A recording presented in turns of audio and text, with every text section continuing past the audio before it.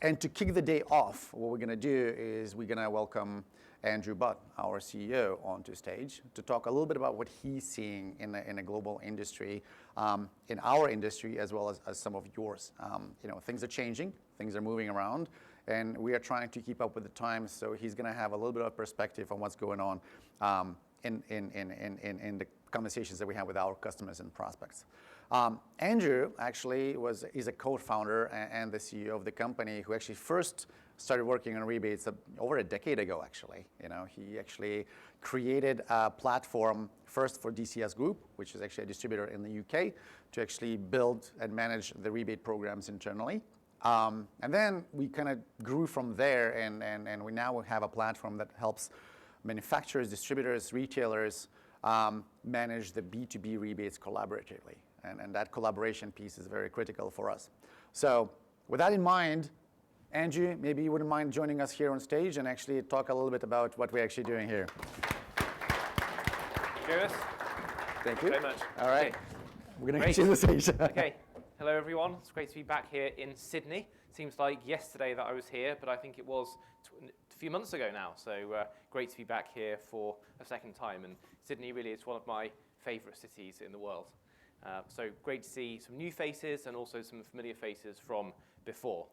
And yes, this has been left in the right place, which is a good start. So I want to just kick off and take us back to the past. Some of my favorite kind of mentors and entrepreneurs in the world are pictured, not there, here. And some of you will recognize this is actually Steve Jobs and Steve Wozniak. And this photo was taken in 1976. And they're holding their first invention, really, the Apple I computer. And you can see here that at this point, the PC hadn't been invented yet. Okay, there was no such thing as a personal computer. And the idea of having a computer on every desk, let alone in every hand, was crazy. No one thought that would happen. And if you wanted to use a computer in those days, you had to actually be an enthusiast. And you had to build your own computer. Okay? You could not go and buy a PC because there was no such thing as a PC. And people did build their own computer. These were just some of the inventions that people came up with. You had to buy a briefcase and turn that into a computer, or take a soldering iron and build your own device. And these Apple I boards actually sold for $666.66, which I don't know if that, I guess it was some kind of joke. They sold less than 200 ever. Literally, less than 200 of these were sold. And so this was not an established category. This was not an established product. And in that way, it is a little bit like what we're talking about here, rebate management. Rebate management has not been an established category until now. And you may not need a soldering iron to build your own rebate management solution, but you do need, or you did need, spreadsheets, pivot tables, macros, and all those sorts of things. Now, some of those early enthusiasts, some of those visionary customers who did use a soldering iron and create their own computer out of the Apple I, they actually said, we want something pre-assembled. We don't want to do this ourselves. And they kind of knew that it would be better for everyone, because if it was accessible that everyone could just get a PC and put it on their desk, then the value that each person would have would be greater, rather than a few people that had the skills or the inclination to build their own computer. And those visionaries, those enthusiasts, therefore inspired the personal computer as we know it today. And this is the Apple II, which really did change the world. This kind of really put the PC on the map and created this consumer-grade product category. And that's available for the masses. So what we're doing today is actually very similar to that. We really are together making rebate management consumer-grade.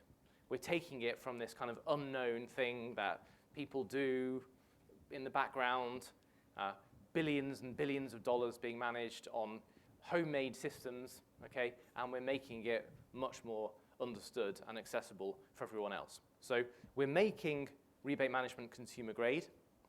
we're making it accessible, we're making it easy, and that's why I'm so excited to be here doing this and working with you guys to kind of make this happen. Now, I'd like to just share another story which is a little bit more recent than 1976. This is actually around May 2015, the day that Shopify went public on the New York Stock Exchange, as we can see here. And the mission of Shopify, covered up by this gentleman's arm, is to make commerce better for everyone, I think. Yes, make commerce better for everyone. That's what Shopify were here to do, and are doing a very good job at it. And the founders of Shopify actually told a fascinating story. I listened to an interview a couple of months ago, and they actually founded this out of their own frustration. They were actually, believe it or not, running a ski shop. So they were selling skiing equipment, and they wanted to build an online store. They kind of used what products were available at the time, and it was really not great, not easy to use. They couldn't create the experience that they wanted, and so they built it themselves. Okay? A little bit, as Jonah said, how we originally built our own rebate management system for the distributor that we were within. They built this, and they thought, there's a huge market here to make this available for everyone else that wants to do online sales. So they started talking to investors and said, we need to raise some money, and we'll kind of really build this exciting software category. And investors were very skeptical, as they often are, in my experience. And they said, look, there's about 40,000 online stores in the whole world. Even if you guys got 50% market share of those 40,000 online stores, that still won't amount to a big enough company to justify our investment in you. And that was the kind of feedback that they had. But if we fast forward on, that has actually now grown to 40 million online stores. No, I got that wrong. 4 million. Getting too carried away. 4 million online stores. That's 100 times the size of what they were told was the entire global market, which are their customers. So it's not just saying the market's 100 times the size, it's saying their customer base is 100 times bigger than the original perceived market. And in this interview that I mentioned, the founder talked about demand versus friction. And so what he said was, the reason why there was only 40,000 online stores, in probably 2002 or something, was not because there wasn't demand. There was plenty of demand, but there was just too much friction. It was too hard. It was too hard to build an online store, and that's why there was only 40,000. And by taking that friction away, what Shopify have been able to do is make it so much easier to deploy an online store, and the market has massively grown as well. So why am I telling you all this? I'm telling you this because this is very, very similar to what we're doing here today. There are literally millions of manufacturers, distributors, retailers, buying groups all around the world, okay? Millions of them.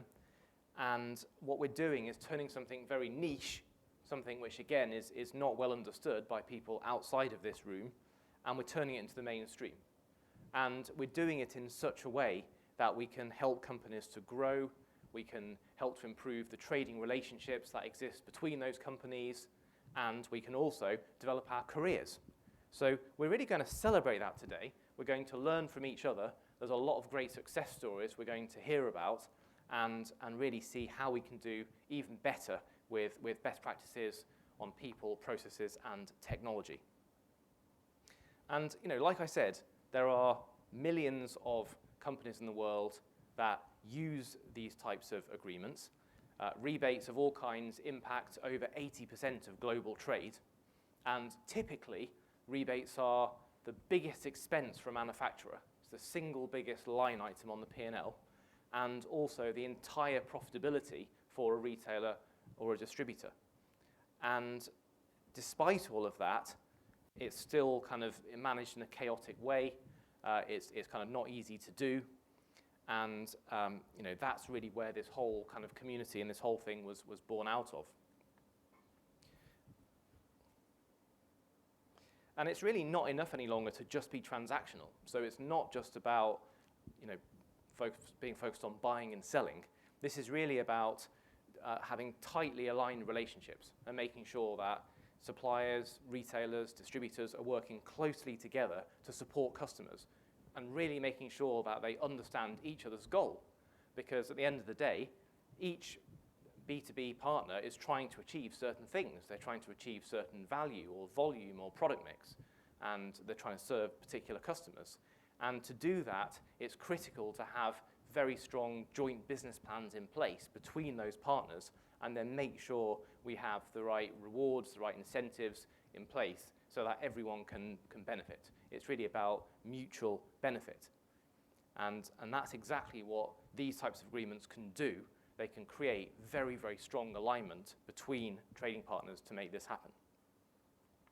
So my vision really is a supply chain where trading partners are seamless extensions of each other, because partners need each other and really help each other.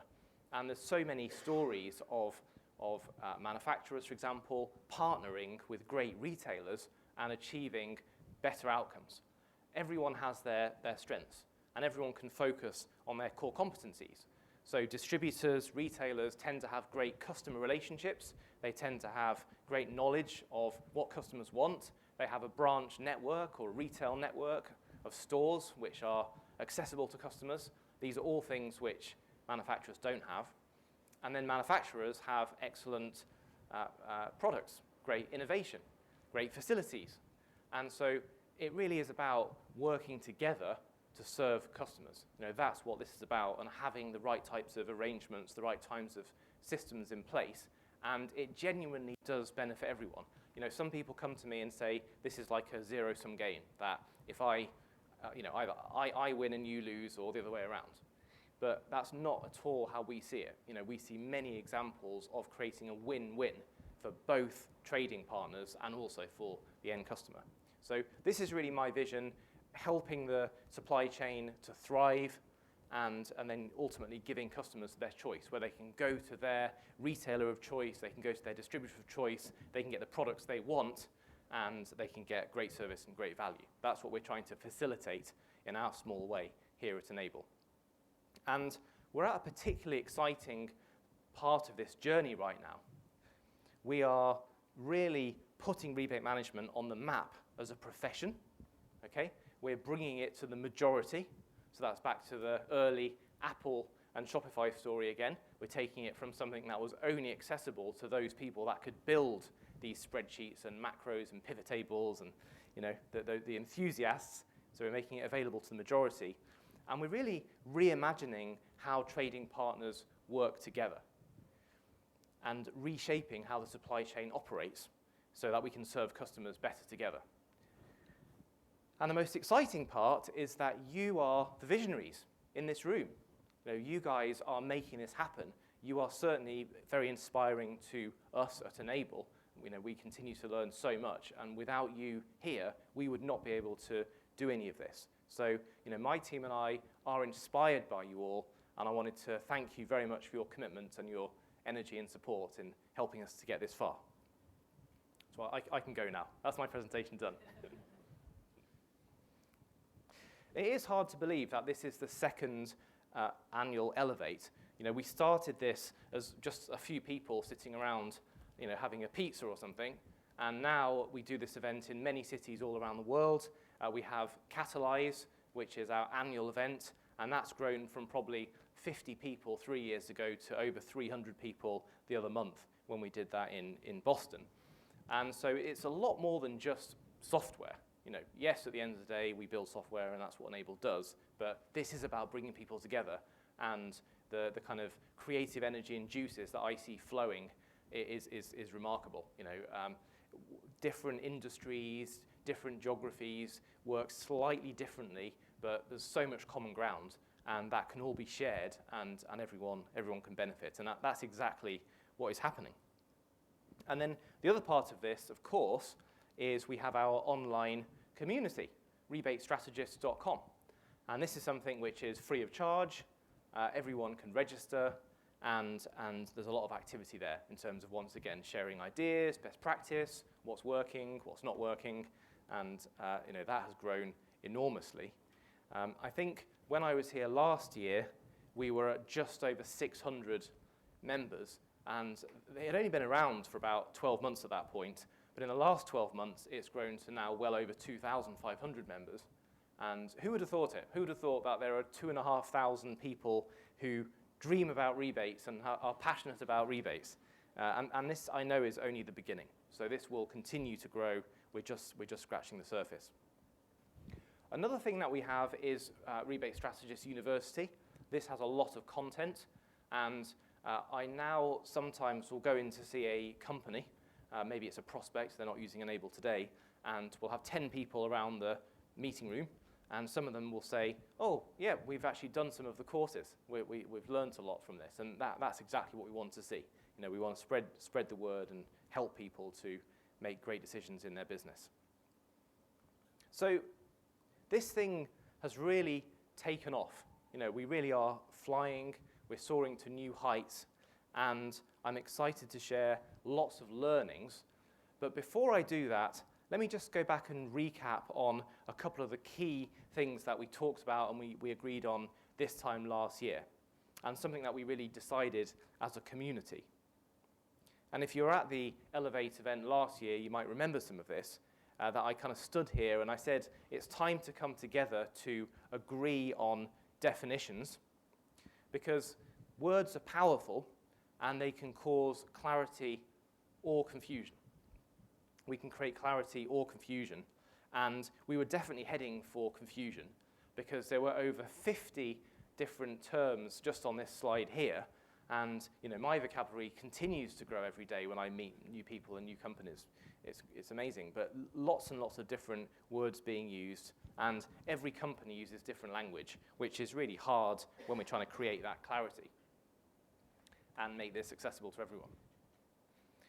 So what we kind of did is we came up with this definition, okay? And I used to kind of think, when I first started this, as Jonas said, over a decade ago, maybe over 2 decades ago actually, don't want to admit that, but maybe it could be true, that a rebate is an annual volume agreement where at the end of the year, you buy stuff, and at the end of the year, you get a 2% rebate. That's a rebate. And then people would say, oh, no, that's, well, yes, but it's also something else and something else and so on. So what we said is, look, anything where funds flow back through the supply chain, okay? Reverse flow. So everyone understands that we buy things from our suppliers, we pay our suppliers, and then our customers pay us. Everyone understands that. But a rebate is where we actually pay our customers and our suppliers pay us. So it's reverse flow. So a rebate really is any funds at all where they flow back through the supply chain. And it also happens after the event. So after the transaction happens, after the purchase is made, after the sale happens, the rebate flows after the transaction.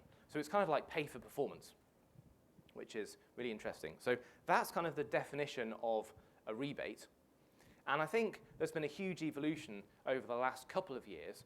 When we started all this, we were really talking about, okay, we need to have a filing cabinet where we can put our agreements, because too many times they were kind of in the bottom drawer or they were in someone's spreadsheet or email. So we need to bring them together into one place, and we need to have a really good calculator that can perform rapidly and get the calculations right. That's really about what it was. It was a finance tool, a finance calculator, inside the four walls of a company. And things have really moved on since then. And we've moved towards a much broader understanding that this is actually about having a broad platform. It's very much about driving performance, business performance, business outcomes, not just a calculator to calculate some things in finance. That's important, but it's about actually driving business outcomes. And there's many, many aspects to it. So a lot of the conversations we're having now, things like governance and audit trail and workflow are becoming much more important. This was almost like maybe a hidden, but certainly a slightly unknown source of funds where your main kind of P&L is heavily audited, and then you've got, there's a few 100 million over here somewhere, which is not well understood. So really having that kind of audit trail and workflow to support every single agreement, when it was created, who signed it off, and then having visibility across, ideally, the supply chain. So both sides, if you've got a supplier and a retailer, both sides can see it and actually track it and work together to drive those business outcomes. Those are really important, and we've seen that's part of the evolution. And then the final thing we really decreed last year is we talked about 3 key attributes for success with rebate management. And those were, as it says here, comprehensive, collaborative, and controlled. These were all important keys for success in driving this forward. So very quickly, I'll just remind us what they are. So comprehensive, the whole point of this is it needs to be able to support any and every type of agreement. And commercial teams are very creative, okay, sellers, buyers, coming up with all kinds of different incentives, different mechanisms to try and drive behavior. And it's important that we can support that, because the reason we got onto spreadsheets in the first place was that our systems wouldn't support that creativity, that flexibility, and they just didn't work, so you had to go on to offline methods. So comprehensive means it has to support every single type of incentive that a business would want to create. Collaborative is really the key belief that Enable has, which once again is saying this doesn't work if it's just in one department in your company. It really has to be cross-department. So finance has to understand it, sales has to understand it, purchasing has to understand it, pricing, category management, all the different teams within your business. And then ideally, your trading partners need to have access to this as well in a secure way. Because if I have an agreement with someone and they have no access to it, it's really hard to drive behavior and get those outcomes. So that's really what we mean by collaborative. And then the third and final part of this is controlled. So on the one hand, I said we have to be flexible and creative and comprehensive. We have to allow teams to build any type of agreement that they can imagine. But then on the other hand, we have to be able to calculate it. It has to be objective. And it's no good if I create something very, if I get very creative, but it's impossible to actually calculate the results, then that's no good. So it has to be controlled, and it has to be something that we can rely on and generate accruals and defend those accruals. So that's really where we got to last year. Comprehensive, collaborative, and controlled. And I think probably the only other thing that hasn't changed is the Enable mission. Okay? So this is our mission, enabling trusted trading relationships to serve customers better together. And once again, this is all about having something which is building relationships, creating loyalty. It's more than purely financial calculations. So we've been investing significantly since last year. We've been really kind of championing this mission every single day. And we announced earlier this year, I think it was in February, that we had closed our Series D.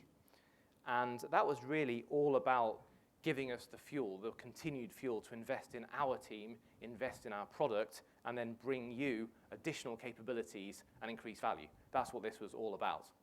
And there's many, many things that we've been busy doing, and I'm going to just talk about 2 of them for a minute. One is very specific and quite kind of narrow, and then the other one is very broad.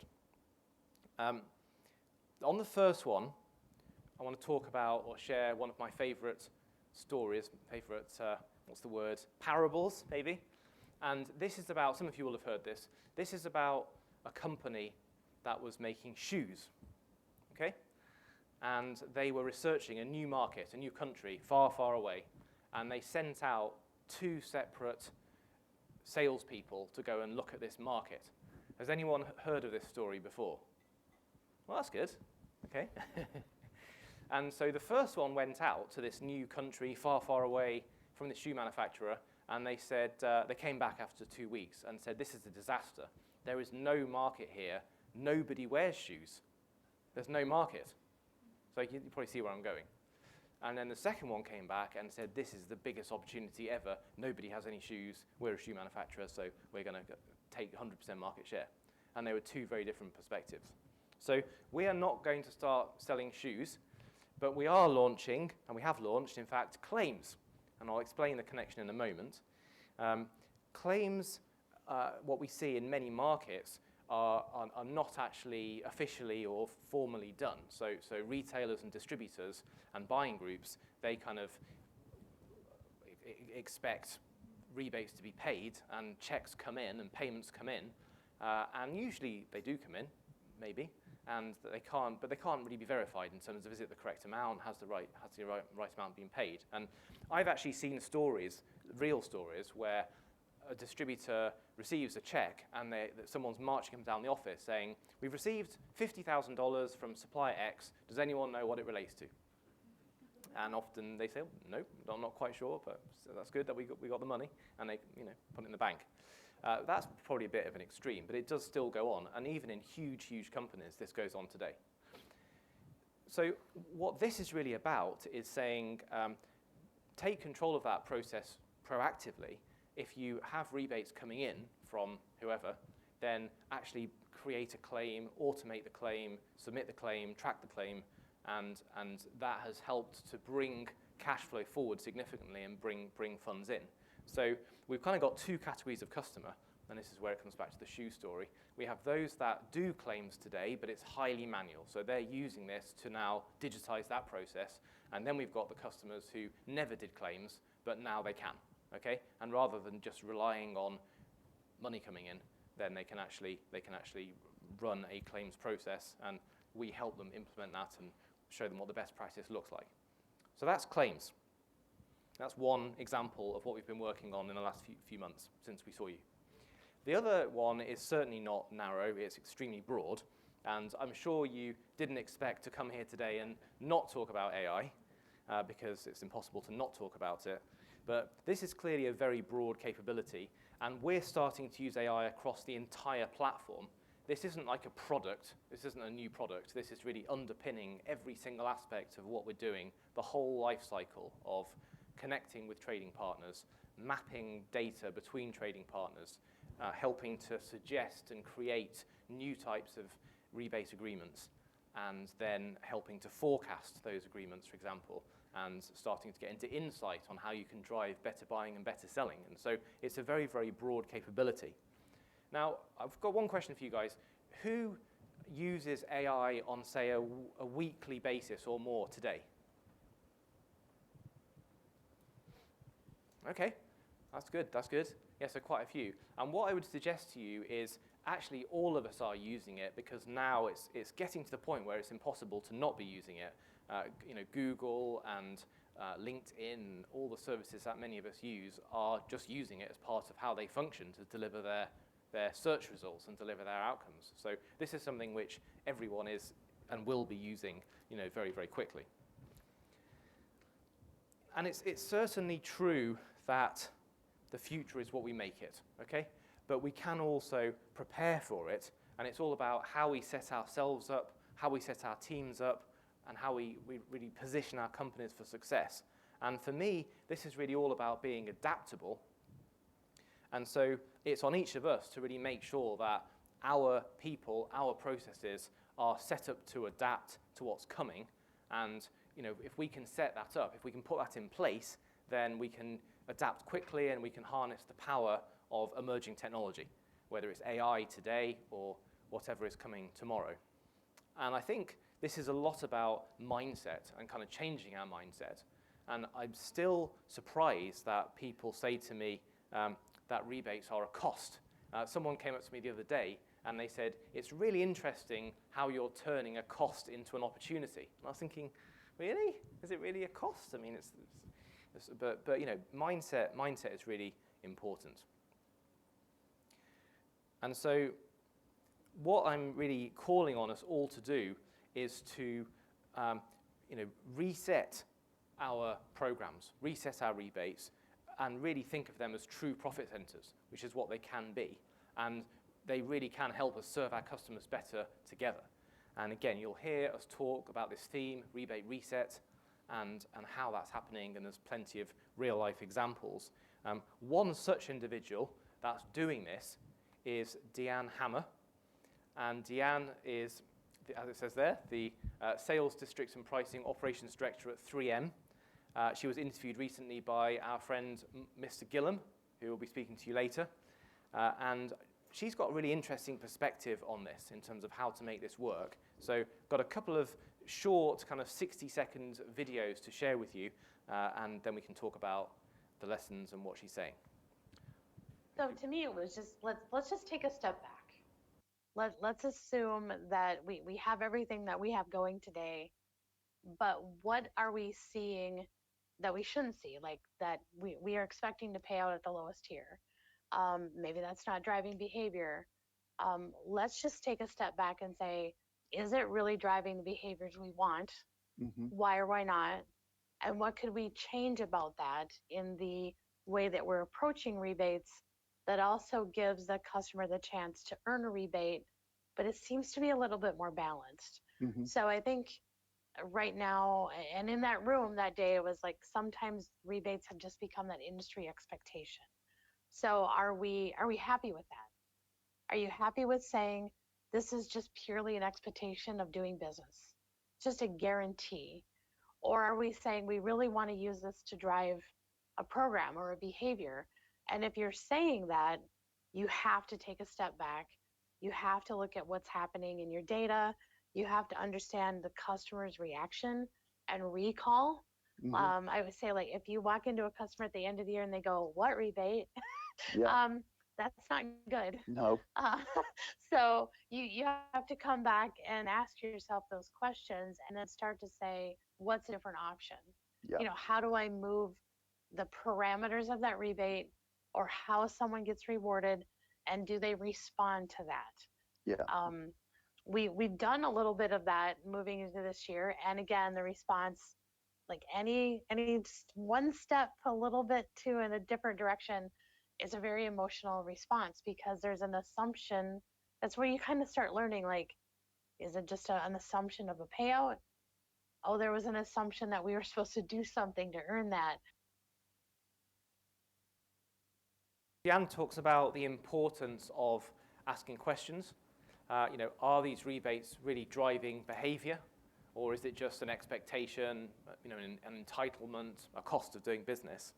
And are customers doing the things we want them to do because we have these incentives, or are we actually paying based on results a customer is driving? So, I think these are some interesting questions.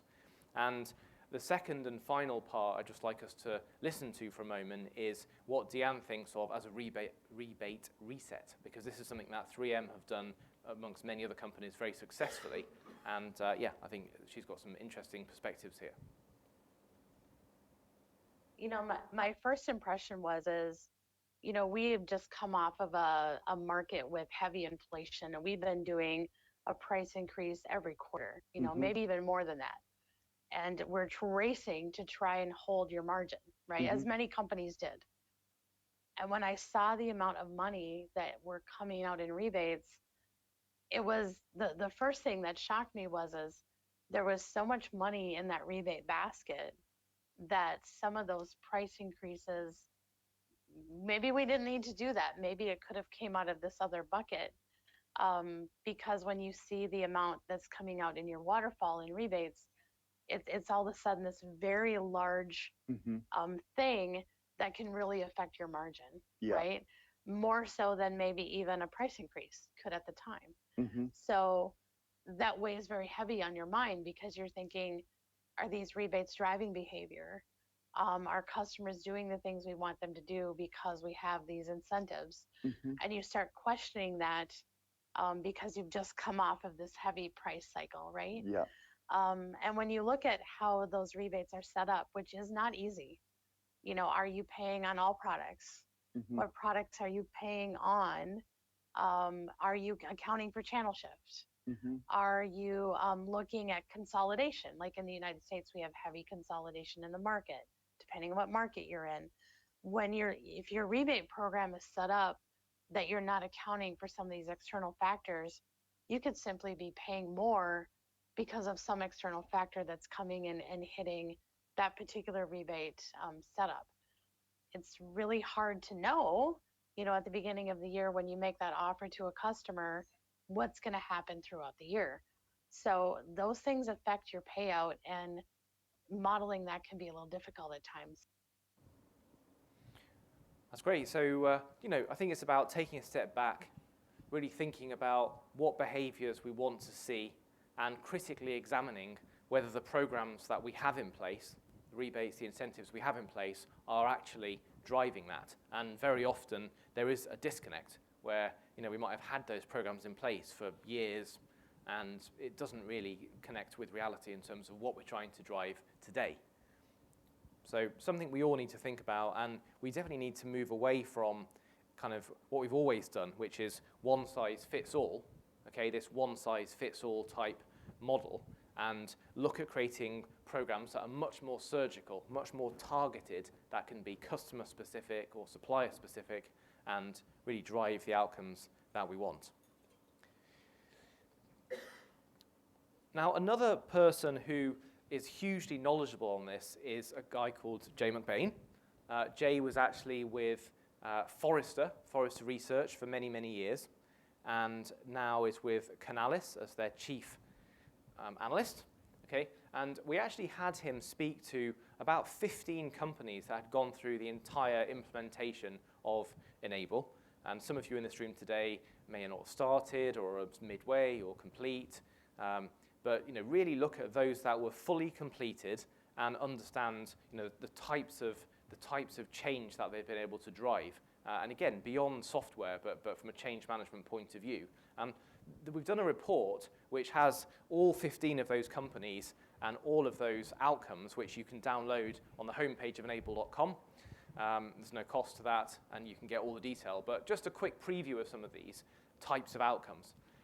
This is all about how those companies that are paying rebates are able to actually redistribute those funds into programs that are more effective and actually pay less overall, but drive the same outcome. So it's really about promotional effectiveness, and there's been many examples of that. So potentially reducing the spend by $2.5 million and getting the same outcome, even though there's less investment going in. So that's one kind of category we'll be talking about. Another one is not reducing the spend, maintaining the spend, but getting a higher return. So I want to spend the same amount, X% of sales, X% of purchases, but I really need to see an increased amount of revenue for those that rebate investment I'm making. And there's been examples of around a 40% year-on-year increase of revenue by having that targeted behavior. So that's another one that we'll look at. And then from the other perspective, for the retailers in the room, distributors in the room, then there are examples of companies that are actually earning more rebate income without spending any more or selling any more. So it's optimizing, and again, AI does come into this and will come into this more and more, of how can we drive the right buying and selling behaviors to get more out of our current arrangements, and how can we put more arrangements in place that enable us to get more income without buying or selling more, okay? And I know, David, you and I spoke about this earlier today as well. So this is another huge category of benefit, of business outcome that can be achieved. And again, it's way more than just administering or managing these programs. It's actually driving business outcomes. And from the 15 companies that Jay spoke to, then these are some of the things he found. And it's all published, so we can share that with you. And then, of course, another big part is cash flow. And so many funds sit in this world and are received late. Again, the whole claims process, companies especially that are not running a proactive claims process are often waiting a long time to receive funds. So accelerating those funds is another huge thing that companies are doing. And then the final one here was about companies that have a relatively narrow program or set of programs. They have agreements with certain suppliers and maybe certain customers, and it's about being able to expand that out to the long tail. I think often this is so difficult to do that on the old kind of Excel spreadsheet model, that companies will say, let's put something in place for our top 20 partners, but then there's a long tail of another 100 where there's just nothing. So by extrapolating that out to the long tail, then there's the ability to drive some significant business outcomes. So anyway, just some of the research that we've done in the last couple of months, which I think would be good for you guys to see and apply to your businesses. So I think from a technology point of view, we are just starting. What we're all seeing, and with AI and generative AI, we're just at the beginning right now, scratching the surface, and there's going to be so much more to come. And I think it's evolving at a massive pace. This is about, again, making this accessible to everyone, and really streamlining our operations, kind of optimizing for efficiency, and embracing this kind of technology. It's no different in rebate management to anything else, and in fact, this is a great kind of application of AI because it has so many practical outputs. This is about running simulations and scenarios of many different types of purchasing, many different types of sales. How could we change our agreements to match our existing purchases or sales? Or how could we change our transactions to match our agreements, and actually modeling those different outcomes? So these are some of the things that we can do with AI, sorting through kind of mountains of information. But what's key to this is something that we all love, and that is our data, okay? And what do all of us sit on mountains of right now? Data. And what we're talking about here is helping you surface and make better decisions by getting to really high quality, relevant, and meaningful data. So data is absolutely key to this. And the other thing is, of course, people, because it's no good just having AI and data. We've actually got people in the middle of it, us in this room. And all of the stories about, AI is coming to take our jobs, that's absolutely not true. This is really about giving us the tools, empowering us, and enabling us to get better outcomes by using technology. This is not at all about replacing people. We're going to have a presentation later from Miraj, who is our head of product management, and he's going to talk about practical applications of this. So I've been told to not steal his thunder and not go into too much specific details, but you're going to see some really good outputs and examples of how, setting your people up using AI and bringing in the right data can result in a lot of these business outcomes that we're talking about today. And the best part, for me at least, about this AI and AI-powered analytics is a thing called NLP. It's not neuro-linguistic programming. That's another NLP. Natural language processing. This is where you can actually ask questions of your data, almost as though there's an analyst sitting with you in the room. So you can ask questions about, how can I optimize my spend on category X, or show me where I'm getting the best margin on purchases in New South Wales. And the system will actually come back and show you and bring the data to life. So you're going to see that a little bit later today when we get Miraj into the meeting. But I think what I want to talk about, rather than going into specific aspects of the technology, is this is really about change management.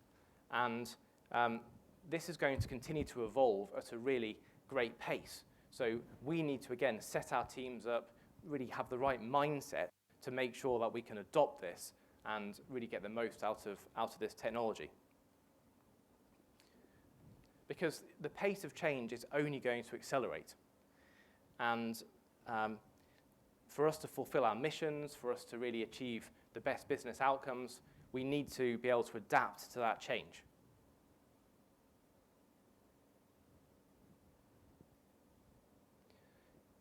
There's actually more data being created now than ever before, and we've got more ways to analyze it. Everything is becoming more real time, and having that kind of real time access for your own company, for your trading partners, that will be critical to compete and to drive the best outcomes. So what we can't do is we can't just do more of the same. We know what happens when we just repeat the same activity and expect different results. We know what that is called. So we need to move on. And I want to just give some specific practical examples now of what that can mean in the world of rebates. You heard again from Deanne on what they did in 3M. I think what we see generally is probably a 3-stage process for this rebate reset. The first is really one of reflection. okay? So thinking about your own businesses and thinking about, again, are your programs helping you to serve customers better, okay? How well do you understand your trading partners' objectives? So if you have programs with your suppliers, how well do you understand what they are looking for? Are they trying to focus on volume or value or product mix or market share? If you're having programs with customers, what are they trying to achieve? And many of you actually go both ways. You have programs with suppliers and with customers. So I think reflecting on what your partners actually want, what your business wants, is it about growth, is it about margin? This is the first step of the process. And then after some reflection, we can then begin to go into this second stage and to strategize, because there isn't just one path to success. There's many, many ways, and it really requires looking at your own landscape, considering how you're going to win in your landscape, and then really trying to work out what is the best way to win. So speaking to your trading partners, understanding your internal functions, again, whether it be finance, purchasing, and sales, and making sure that your trading partners actually understand the programs. As Diane said, if you go in at the end of the year and they say, what program, that probably was not a good result. So the second stage is really strategizing, coming up with what is the kind of the best, year 2024 version of programs to drive the behavior that you and your partners want. And then the third step is really where the rubber meets the road. You don't need to launch this as a big bang. This isn't about rebooting everything overnight, and that's too difficult to manage. So this is really about starting small, upgrade certain programs. Maybe you are going to do a quarterly program first, and then move on to an annual program, but really starting small and growing bigger. So that really is the three-stage process to consider what arrangements you have in place now and put something new, which is going to really drive the outcomes that you're looking for. So really, as I close this down, I would just like to say the time has come to evolve. Okay, this isn't just digitizing what we did last year in a new format and sticking on some AI. This is about really reimagining, rethinking what we're doing, trying to understand those underlying business outcomes that we want to drive, and making sure our partners actually understand the programs. And you guys in this room are the change that your organizations need. And you're in the perfect place to make that happen, okay? Because nobody is closer to the trading programs than you are. And no one is better equipped in your company to make sure that your company and your partners can serve as those seamless extensions of each other. Remember I said earlier, this is about joint business plans and having each trading partner working together to be a seamless extension of each other. And you hold the keys to the world of rebates, okay? The best incentives there are. Pay for performance. So rather than continuing in the ways we've always done it, using discounts and so on, you can really, put these incentives in place, and you can tailor them, make them very, very personal to each trading partner. And I've seen so many companies transform from, really kind of struggling to survive into thriving businesses by using rebates as a serious competitive advantage. So this is something that you can do. We can help you do it. It's only possible if you can do this in that truly collaborative way. And you can maximize results by working with your trading partners, get them involved in the process, make it mutually beneficial, okay? And make sure that you and your trading partners can win together. And again, truly be seamless extensions of each other. That mutual win rather than the zero-sum game where one partner wins and one partner doesn't. So it's important to make that kind of mutual success. So I really want to leave you with this. You may not know it yet, but each of you are the change that your organization needs. Each of you are the change that you need, your teams need, your trading partners need. You have the capability to do this, and it's more important now than ever. you, your teams, your companies will need to be adaptive, to be resilient, to have the right people, processes, and technology to create competitive advantage and to thrive as a company.